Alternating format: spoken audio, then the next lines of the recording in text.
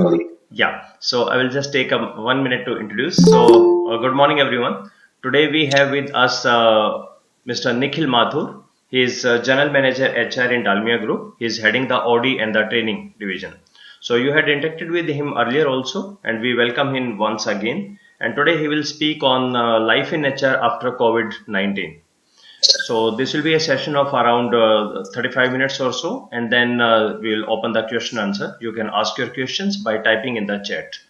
In between also, if you have any queries, you can ask in the chat box. So I welcome Mr. Nikhil once again. You may start now, sir. Thank you, Nikhil. Thank you. Very good afternoon, everyone. Good to interact with all of you once again. It's always, as I said, it's always good to interact with the students of the college. It gives you more energy, and it's also start making your mind running into a different and innovative ideas. Now, as Sir has already talked about, is what I will be talking about is the role of HR post COVID-19. Yes, sir. It's visible. Can everyone see my slide? Yes, sir. It's visible. Fantastic. Great. Thank you. Now, every one of us are pretty well aware of what is COVID and how it is impacting our day-to-day life. One second, sorry. I think I made some mistake here.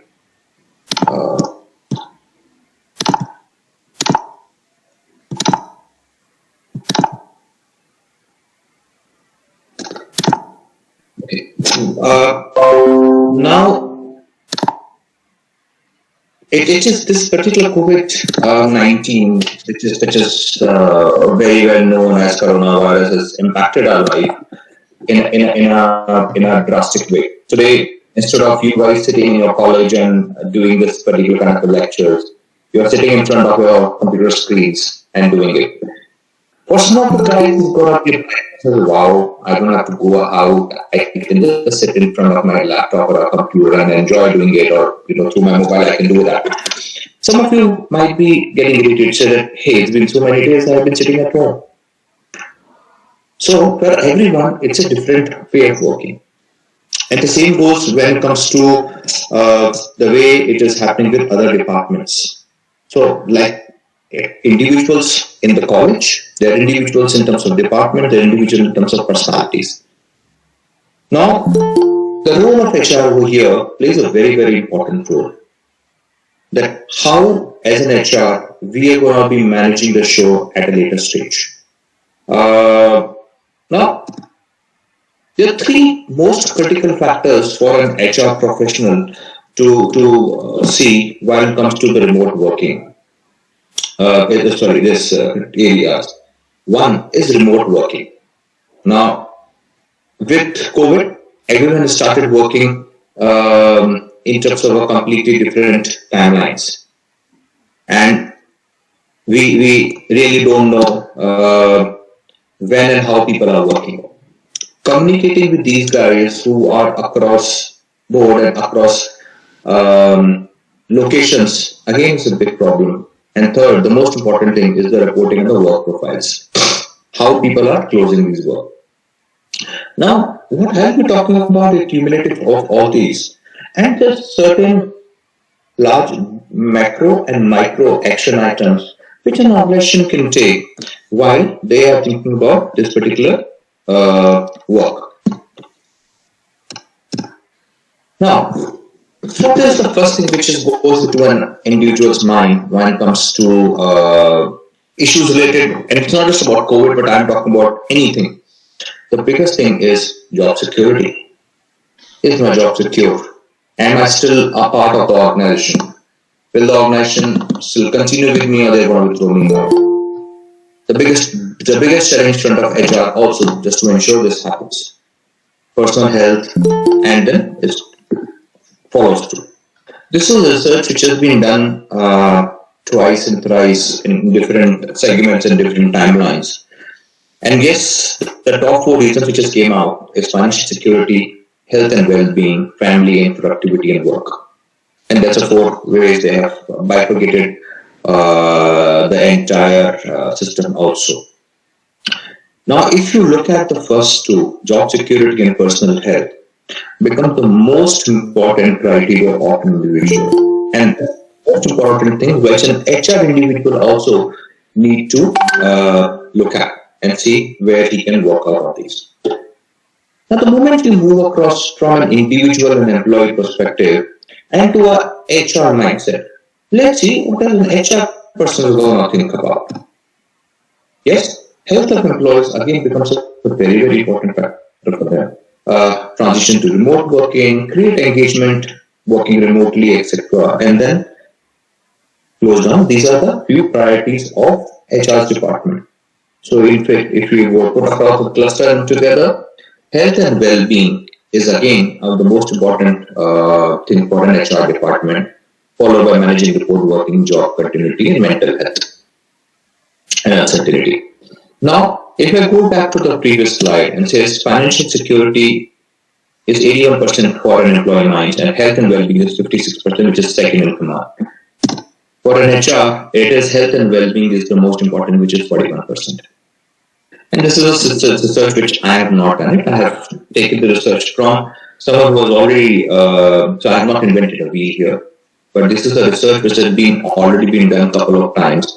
And this is almost the same results have been coming across in different criteria and different timelines. Now, as an HR professional, when we are talking about what are the things which we as in should be concentrating about is health and well-being, managing remote working, and jobs and continuity. This will create the maximum percentage of individuals to be working out on, and how you can work towards their retention and ensuring that they are productive. Now, the companies who have taken a couple of actions in terms of virtual meetings, places, daily on-calls, their regular feedback from employees, create communications, transitions employee to remote working, plan adjusting their workforces, managing leaves, etc., etc. There are a lot of things which are actions which are taking. Few of them very critical, few of them are little less critical ones, and then they can put it across in their timelines. Now, this is something which has been done at a very, very large organizations. But then, as an organization, also we put them into three different buckets. We put them into MSMEs and SMEs, which is organizations which should not be having more than 300 people, 400 people, 500 people working with them. Mid-scale organizations, they will have close to around 5 to 7,000 people working there, and large-scale organizations, which is anything above 5 to 6, 5,500, 6,000 people are working, and ahead of that. So any company which is 10,000, 15,000, 30,000, employee database organizations. Now, when we divide these three different organizations, all the three work in a very, very separate, different ways. And all the three have their different requirements. Over here, we will concentrate primarily on the mid-scale organizations and not the too large-scale organizations, neither small-scale organizations, because small-scale organizations becomes a very, very specific to the organizations. And large-scale organizations are majorly driven by their global footprints. So we talk about mid-scale organization, which is primarily India-based. Okay, and we should be concentrating on them and their actions on that. Now, the biggest challenge in dealing with COVID-19 is these are the four major pointers on which we talk about. Difficulty in coordinating response action teams, business unit and geographies. Now, because there are organizations which are in different geographies, and I'm talking about India geography and external India, and out of India geographies also, it becomes very, very difficult for them to do the coordinations. And that's what one of the biggest mistakes the organizations have done while they were trying to fight with this COVID-19. That there was a lot of difference in terms of coordination, time lags. There was a challenge in terms of every business units across different countries who are working at a different level, and they are working in isolations. Even in India itself, there is a unit in Karnataka, or there is a unit in Punjab. They are working in isolations in a different ways. That's a challenge which happened. Two-way communication was not effective and could not be done. Understanding their different geographies, timelines, and the biggest challenge, ego of people. So that if I am there, I will handle it. I am the boss. And then the communication has not gone down to the bottom level. Not fast adjusting in the customer need, and lack agility response to a rapid changing situation. And we today know that no one has thought about that we, all people who have been on a regular basis last so many years, on a daily basis been going to office, are not going to office, and we are sitting at home and doing similar kind of activities in a little different way, in little more innovative ways, ways. It is little different from how we have to be working into our offices. Earlier we used to be sitting across different offices in the same office at different seats. Just walk up. Today you can't do that. You have to give a phone call to a Zoom meeting or a Google meeting or other ways to do and communicate with them. You really don't know about the moods and thought process of the people at that particular time. And that's where the challenges are happening. And that's what we need to do. Now, how we are going to be? These are the impact of COVID, which has happened on human capital. Now, how we are going to work out in terms of managing it? Some of the action items which government has taken and to support these kind of activities, where in terms of external data, statutory payment, partial withdrawal of PF, etc., etc. But these are the action items which are directly or indirectly impacting an individual and the organization both. While the government is taking some actions, there are much larger actions which, as an individual and as an organization, we need to take. Now, these are the few activities the government has taken, but these are not enough because it is defined as generic. We have to be very specific. Now, the moment we go to specific, there are specific strategies and plans that organization is trying to create. The complete plan of an organization is being divided into these 5 basic parameters: employee personalization, a focus on wellness, workplace flexibility, employee upskilling, and technology advancements. Now, for any organization, these are the 5 core areas of human resources which an organization should be concentrating upon. While we are concentrating upon these 5 areas, there can be more areas also which I will discuss, which are generic, which some of it can be clubbed, some of it cannot be clubbed, but 90-95% of the things will be covered into these 5 parameters of how the organization is going to be taking the future ahead. COVID is one example here. Now, there can be other calamities through which the organization gets impacted. And as an HR, we need to see those calamities also. So when I'm talking about future strategies, it is not just about COVID, but it is also about any exigencies or emergencies which an organization is going to be, which an organization can foresee. Now, the word employee personalization is very, very clear. It says personalized thoughts and plans for individuals. So that's how. If you see on the right hand side, there are different colors which I have put across. Now, different colors depict different moods and different thought processes of people, and every color is different from each other. The same way, there are different thought processes of people and requirements. Now, that's why a personalized benefit and online tools has to be there. Now, when it comes to personalized benefits, we say we can create niche benefits. For example, as an reason we put across, you and three of your family members are covered under insurance. Fair enough, I don't have a family. I'm a single person. Then what? What about the rest of the three people who I would like to cover?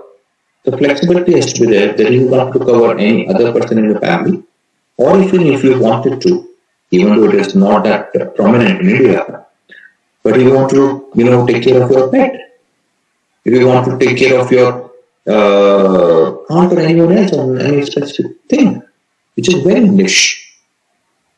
And a person has an opportunity, an option to pick up and choose uh, what are those niche areas he wants to concentrate on.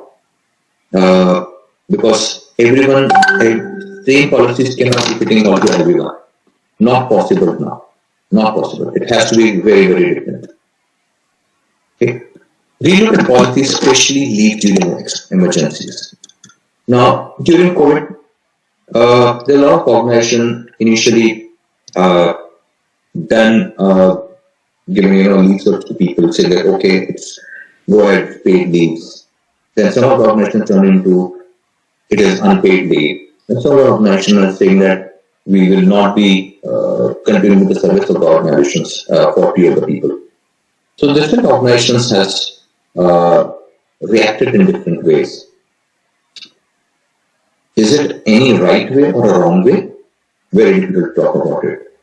But yes, an organization has to completely look at the policies when it comes to emergency situations. Not all the organizations has an emergency policy. In case of emergencies, in case of work from homes, in case of any medical kind of emergencies, what an action items from an HR, technology, operations perspective a person has to be playing a role. There has been organizations, and I will not segregate my organization into that, who has standard leave policies today. But we are really working towards creating a different leave strategies and plans. Identification of essentials and access to at-risk roles and creating contingency plan also create succession plan profiles. You must have recently heard a story where the India head for BMW has suddenly at age of 37, sorry. Right. And earlier he was again with larger organizations. And this is just because, and he was, posting videos, he was posting communications, etc. Is it a succession which is already there? Is the organization has identified risk roles, the roles which are very, very important, and created plans for that? As many organizations are in mid-scale organizations, there are a lot of organizations which are 100% based in India or being driven a lot by proprietors, then they do not have risk mitigation plans. So succession planning is something which is an extremely critical thing an organization should be taking, especially when it comes to the key positions. And it's not a short-term thing which is going to be closed in one day, but it's going to take a long time to create a contingency, create a plan. Now, we also need to see a comparator which is pre, during, and post-crisis and create strategies regarding the same. Now, there are employee engagement surveys which organization does once in a year or twice in a year to see whether employees are happy or not. But how many organizations are doing during the crisis? For them, just working and then managing the show is more important than doing a complete engagement survey and see that, hey, whether I'm able to get the backup from my organizations or not. And then the most important is training managed to focus on outcome instead of face or best times. Looking at the gig economy and the way people are changing their thoughts, productivity metrics is something which becomes a very, very important factor for an organization. It is not important that I should be working 9 to 6. I can start my day at 8, stop my working at 11. From 11 to 4, I don't want to work, and from 4 to 9 o'clock at night, I want to work. Fine, that's okay. Till the time the output is being managed. So that's when it comes to employee personalization. Now, the second point of view was a focus on wellness. A couple of things which is very, very specific to wellness plans is HR need to plan for public health emergencies, natural disasters, and cyber attack, all the three. We create BCP plans, business continuity plans. We create plans for in case one other thing happens. But we do not create plans when it comes to all the three. It's extremely critical that all the three things have to be taken in charge. And I'm sure everyone understands when it comes to today we are a public health emergency. Natural disaster is an earthquake or a volcano eruption or a cyber attack. When your complete server is being hacked, what are you going to do with that? Which is a plan which now these are things which is very, very specific to organizations and that they would like to do it. It may not be common for all the organizations, and that's why these are the action items which is being written here. At what intensity level an organization has to be handling it may differ. Now, second comes to insurance policies. I don't think so that before COVID, any organization has an insurance policy for COVID because no one knows about it. But the moment it started, the couple of people which came across with this plans of having COVID-19 as one of the insurance policies with a little top up for employees. There are a lot of organizations which have picked up and then they started working towards it. There are organizations which are still thinking about it. There are individuals who have picked up this particular policy. If you have recently seen, suddenly there are a lot of ads which have started coming for term life, which is in terms of in your death, what will happen for 1 crore, 2 crore, 3 crores. Now, organizations are not thinking about it, but now they are. A very important pointer which an organization need to think about is to have a low financial impact on our unemployed during emergencies. Because that finances is something which keeps the employee alive and let him work efficiently while he's sitting at home also. Employee views on management response to emergencies is a small survey which gives the health checkup of whether the management is supporting the employees or not.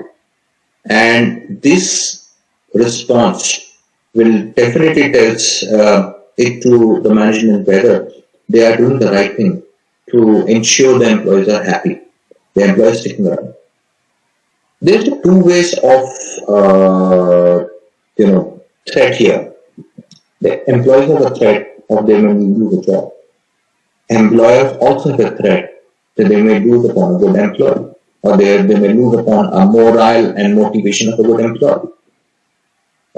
Understanding that the distances and working only through a virtual world is a little challenge. That's something which both has to be worked out and a very, very stringent background check and health check on the time of onboarding is something which will enhance. Companies have been doing a little bit of background check and health checks, but some of the time it's a paper tiger exercise. But now I don't think that will be working on.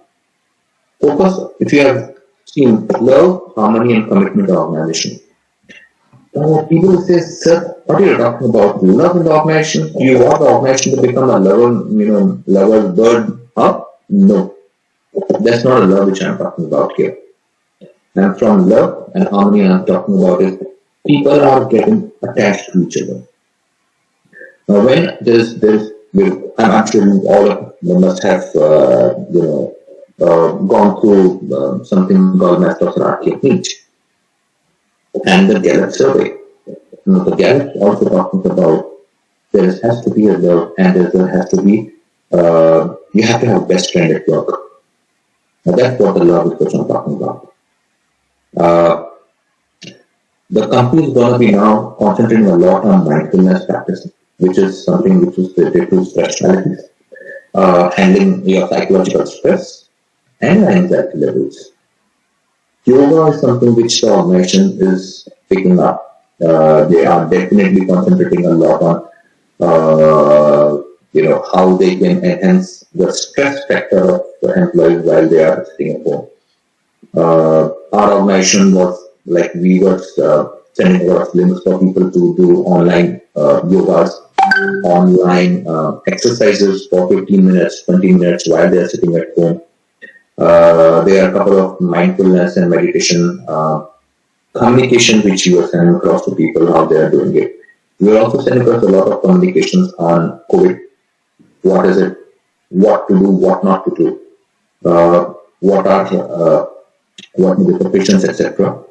Not just ensuring there is a very well communication, commitment which is there from the organization side. Workplace flexibility. Understanding that now there's a lot of people who will be working from home, making sure that employees are safe. One of our verticals is into online retail, and we do give deliveries of groceries, and now started with fruits and vegetables also. But we have to see the safety of both the set of people. One who is sitting at home and doing work, someone else who is roaming around the road, ensuring there's a delivery which is happening to the customer. Because that's business. One of the verticals is into medicines, Ayurvedic and allopathic medicines. Now that particular also has to be in the field. And the medicines are reaching the right kind of people as well as shops. Now the safety of those employees also becomes a very, very big concern.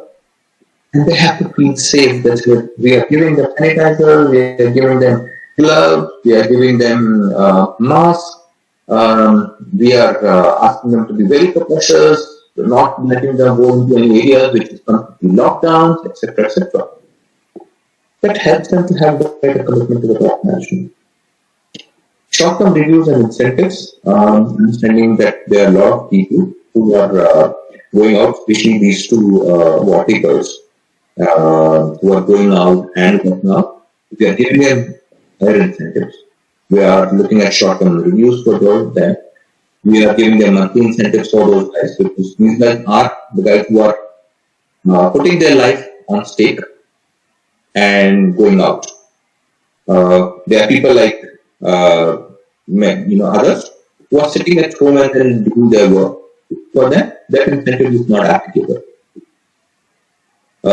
E-onboarding, going for a gig economy and flexi work, doing things. It's going to be going ahead. My point number 6 was talk about 25 to 50% employees will start working from home now. It's a cost-saving measure for an organization also. Understanding that one seat is anything range between an 8,500 rupees to 15,000 rupees for a normal organization. Understand that if the organization is saving close to about 50% people not coming to office, how much cost saving they can do. Also, there's a lot of cost saving for individuals also. Person wasting time, energy, and money to go to office, work there and come back. While the same can be done at home. A lot of organizations have already started working towards creating this kind of spaces. If you remember, there was a time when the co-working spaces suddenly boosted up. And there are a lot of organizations who moved from their own specific spaces to co-working spaces. Also, this is also a time when the co-working space will boost up again. And because since there will be a lot of people who are working out of homes, there will be people who are working out of co-working spaces nearby their houses instead of traveling a lot. That's how the thing's going to be. and emergency backup response teams. BCP's team, I'm sure you have heard about that their companies have this, but they will have a bigger role to play here. Maximum global and local coordinations and ensure continuity. Continuous communication is something which I have said that this is where a lot of global companies have got a hit. They will definitely be working towards it a lot.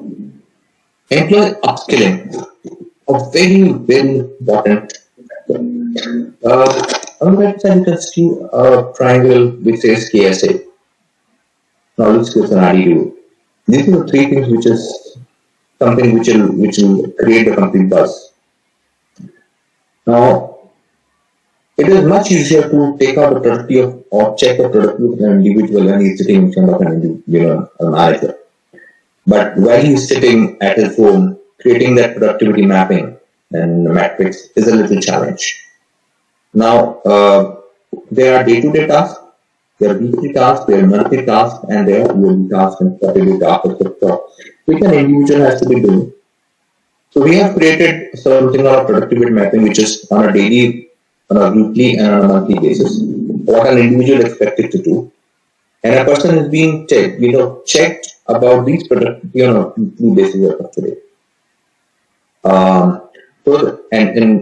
Since it is about to come close, we are about to close a month into that. We are sitting on the last week here. We will know what is the productivity level of every individual in our organization. Now, this will help us to do his appraisal at a later stage once we are year end. Secondly, a person is also on his toes and understanding that his productivity is being checked on a daily basis, not on a monthly or a quarterly basis. Training on effective managing work-life balance and operating from home. This is something which a lot of, and I'm sure that you have seen your parents also working from home, and then so there's something called a work from home, and there's something called work off home. A person when he's sitting at home and there is no help in most of the houses, that's what people are trying to manage between both. So there are trainings which is being conducted is in terms of how you are managing your work and life, and how an operating from home is being managed well. There has been a lot of people who have not been tech savvy, or they are not very good when it comes to virtual meetings and emails and communication through, because they are field force people. Now, helping them to understand how virtual meeting happens and how they are enhancing managing it very important. Cross training and career mobility is something which lot of organization is picking up, and cross mobility is also working on that. There's so many times an organization and an individual does not have a complete, he is not fully occupied. Now, how a person can be used for cross-functional work also. And engagement customers for their pain areas in creating solutions is not the only thing to be done by sales guys, but it is also done by an HR individual and work towards that. Technological advancements is the employee having access to relevant data and reports to work remotely. Is planning when it comes to having your entire database on cloud-based database management, so that database can be accessed during at the time of cyber attacks. Once the server is being hacked, where else the data can be managed is something which is very important. I know an organization which has close to around 300 people. They hardly work on the software. They have a software which is based at their office only, and rest of all the data of employees is there in the system or in the files of the employees. Now, since it is not cloud-based and they are not able to access the office, they are stuck in terms of getting the employee database and how they are going to be working towards it. There's a lot of manual work they have to do just because they are not cloud-based or they are not technologically advanced. This will drastically change the way HR functions or any other functions in working across. Is to create backups create everything on cloud-based, create everything on internet-based, create everything on basis they can do and access remotely. And yes, develop structures and process for virtual meetings.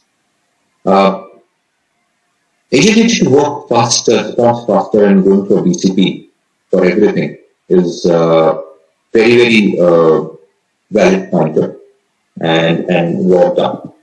A few additional pointers which I've mentioned here. I would like to do is mandate 15 days of work from home and quarantine for every employee once in a year. It will help the individual to get accustomed to work from home. I have mentioned that we have never had a work from home policy, but now today all of us are working from home. It took us 5, 7, 10 days to adapt it to it.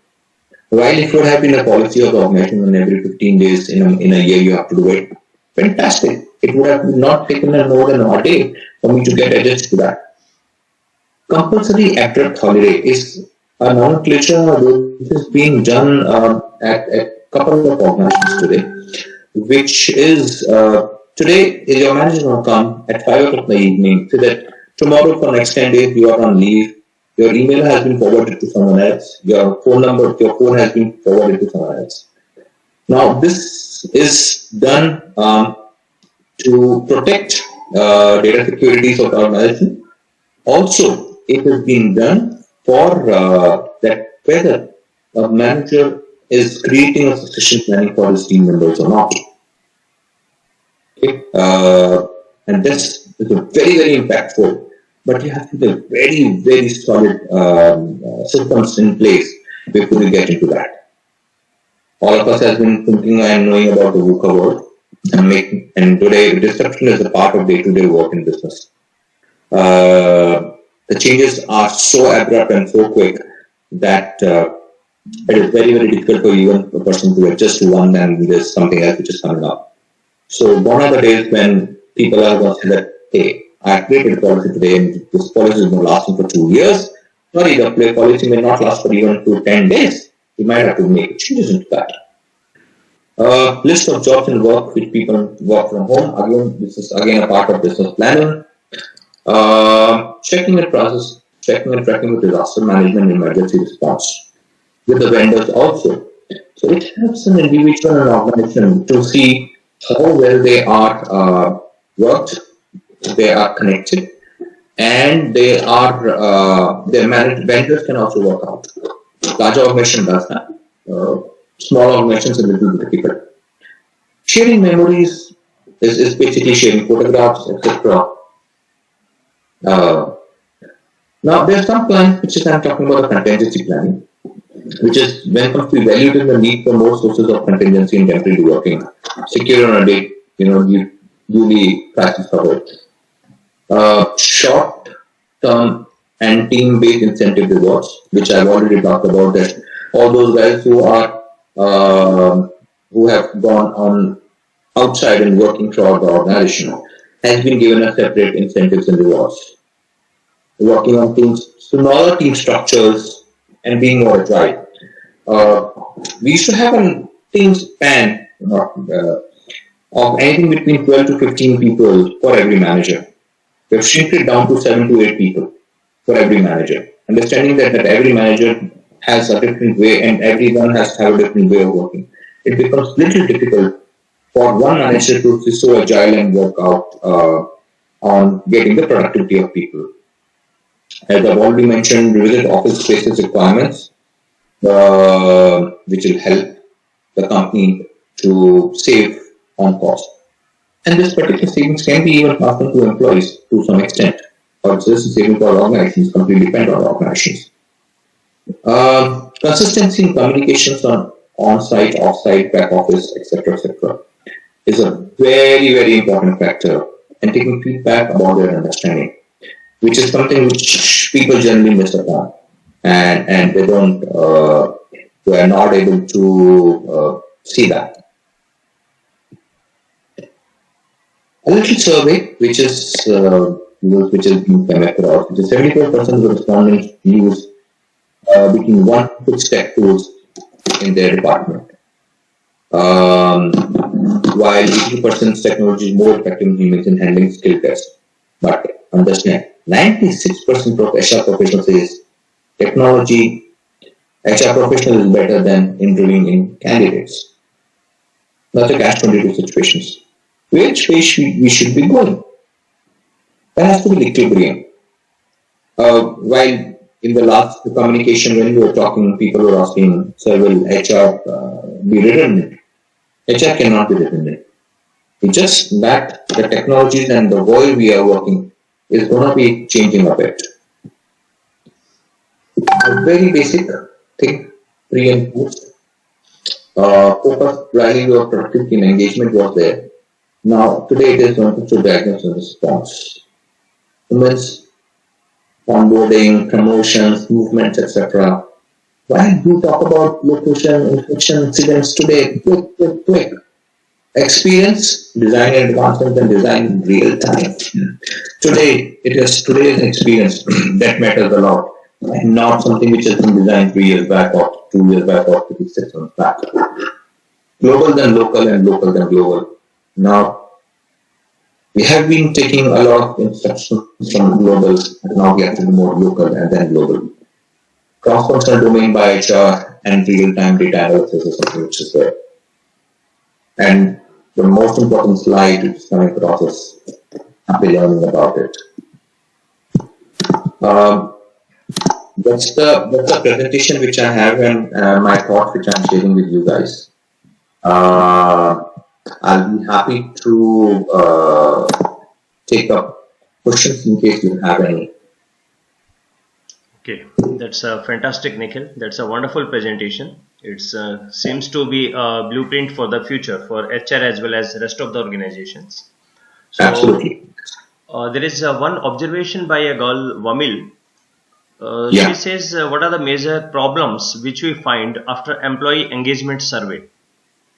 Though it's very different from the present topic. No, so I think that's a valid question. See, employee engagement surveys typically give you engagement levels at different paradigm. And while you are doing engagement surveys, there are different action items which comes across. So I'll take an example from TNS and Gallup. Once you have done an engagement survey, there are certain set of action items they suggest you to do, or not even suggest you to do. There are certain action of pain points which comes across, and an organization's action items has to be decided. Now, if you want to take an survey today, I think so. There are 3-4 pain areas. One which I have already mentioned, job security, is going to be coming across a major point here. Second is health and well-being. How organizations are going to be taking that they think, and third would be about the future of an individual, which an option should be organizations going to be talking about. So these are the 3 factors which we come across. And while I was talking and discussing about these pointers, most of this is going to be covered in the time. Okay. Thank you. So So, Nikhil, in the meanwhile, others will type their questions. I have just one to question on behalf of all of the students. Like in the newspapers, magazines, and TV discussions, we often see people talking about that there will be a lot of people, those who will leave they have to be, they will leave their job or they will be forced out of the job. And those who are in the job will have the massive cut in the salary. So, your opinion on this, how much is this correct? There will be.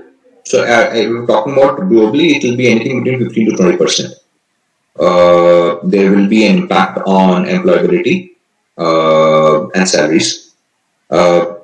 Understanding there are 3 reasons behind that. Reason 1 is there are organizations who are completely based on, let's say, the production or a manufacturing organization, which is not into essential commodities. They are since there are no production which is happening, there's no revenue which is coming across. There's no revenue, they have a challenge in terms of salary payouts. Secondly, there are a lot of people who are migrants, who are not from Delhi or specific larger places or from smaller towns. They move back to those small towns, understanding that they have a difficulty in getting the revenue and money to salaries to run their expenditures. So that's going to impact it. But will happen, one good thing which will also happen here. There will be a lot of entrepreneurship development which will happen. There are a lot of people will be moving to entrepreneurship. They will start up their own setups. They will start up their own ventures, mid, small, whatsoever it is. That's a good thing. So that'll be there. But 15 to 20% is global. We are expecting that. Unfortunate, but there's no clear solution to that as of now. And salary cuts also? Yes. So typically talking about, I was looking at one of the data which was sent by collaborated by Aon. There are a couple of airline agencies who has got some of the salary cuts, or they are being sent across on leave without pay for 10-15 days time. So that's there. As of now, we have in our organization we have not done it, and we are trying to push across our organization other businesses to perform well, so that we do not have to get into a situation when we have to even think about doing any kinds of kind of reduction in the manpower or in terms of pay cuts. Thank you. There's a question from Karamveer. He asked, how will organization recover them if someone quits or is fired? So, see, currently quitting is not a great thought by most of the people, unless it has been planned well in advance. And when it comes to firing off an individual, an organization is also thinking about how they are going to be ensuring that the work is being continued. It is not being stopped.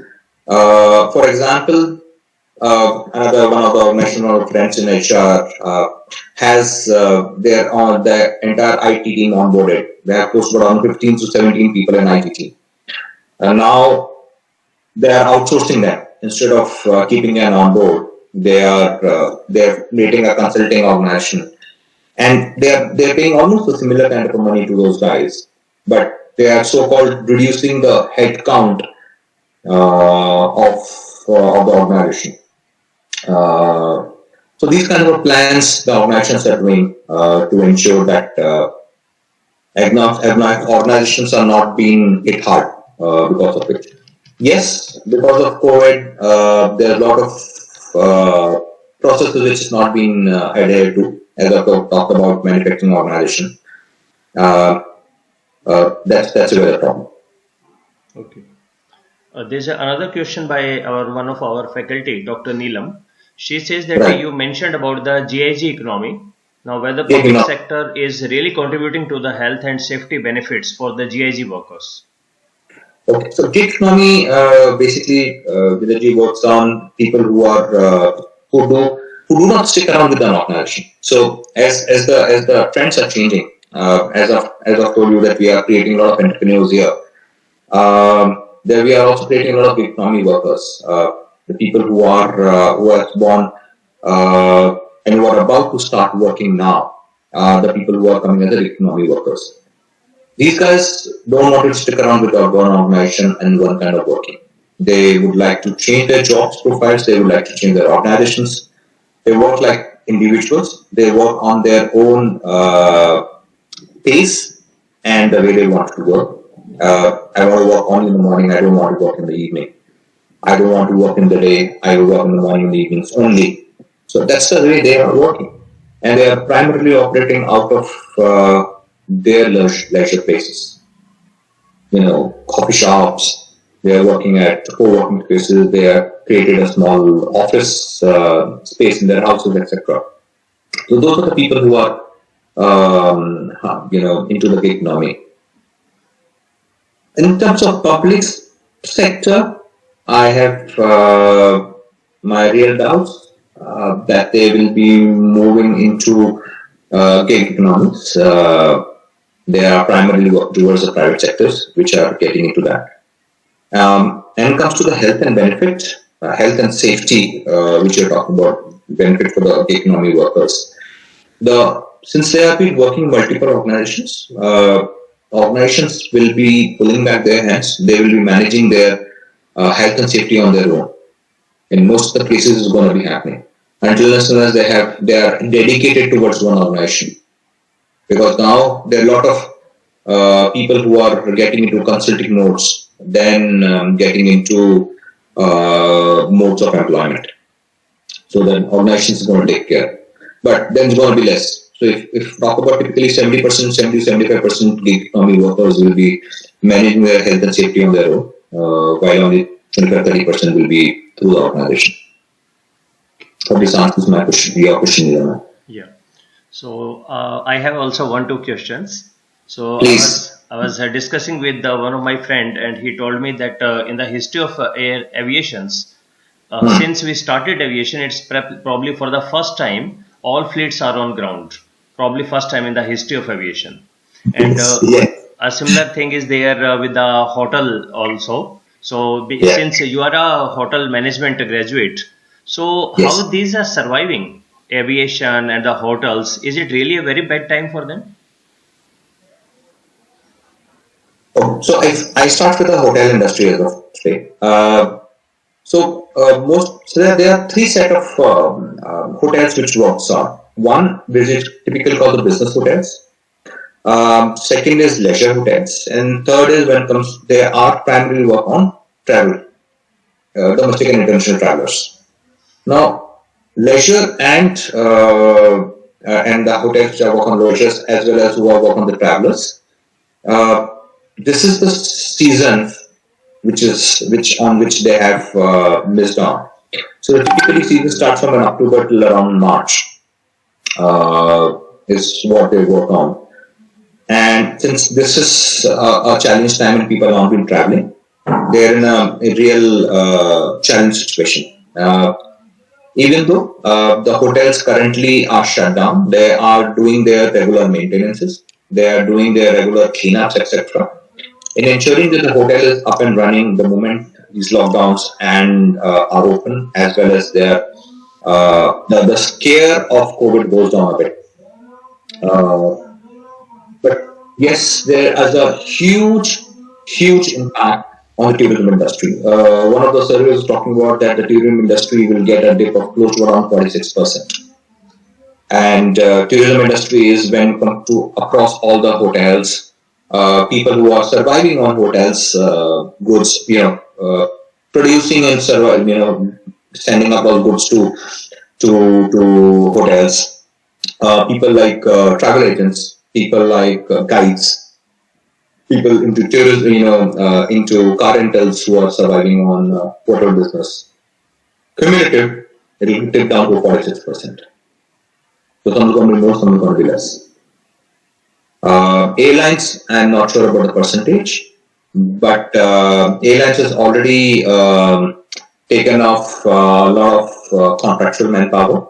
They are now some of the airlines has already given up 10 to 15 days of mandatory unpaid leaves. But it's going to come back very soon because the movement things are becoming better for an organization. They will like to, people like to travel, people like to go for holidays, people like to go back to the normal working very, very fast. And the best part is, or the worst part, both, people have a very short memory.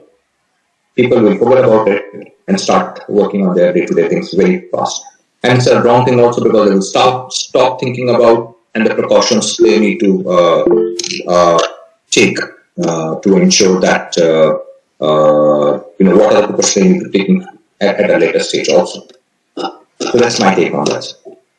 Yes, really wonderful. I hope that things will be as what you have described. There is Yes. another there is another quick question by Koshiki. She asked that how HR legal is different from HR IR. Are they same or different, or is it the same spectrum of HRM? Very different. HRIR and HRIR and HR legal is very, very different. IR is primarily being handling at the factories and manufacturing level. And when it comes to the terms, conditions, working out with the unions, etc., has been related to an IR activity. But the moment you talk about the company legal term comes across all your compliances, which is PA, PSSC compliances. Any of the cases which has came across on an organization due to by an employee or by an authority, etc., will come under legal.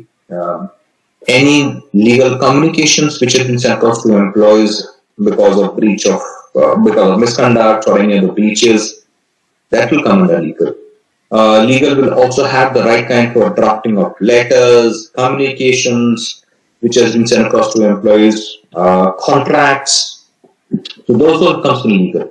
Well, IR will work towards workers' welfare, workers' way of working in terms of as they have been adhered to the basic labor laws or not, having negotiations and working out with the teams there and ensuring they are working.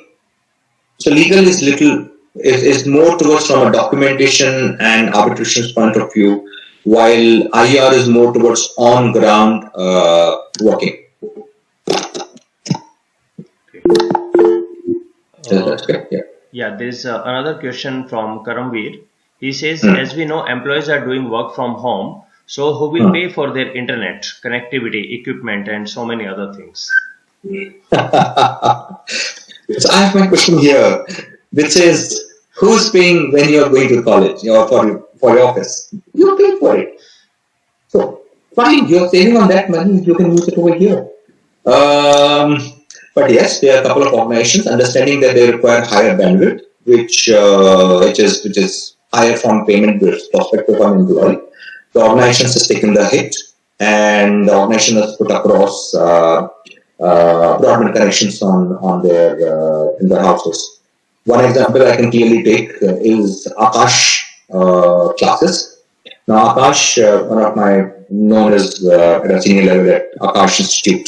Now they are taking all these virtual classes, and obviously when they are taking classes on a back-to-back basis, they have purchased Zooms for the organization. They have purchased I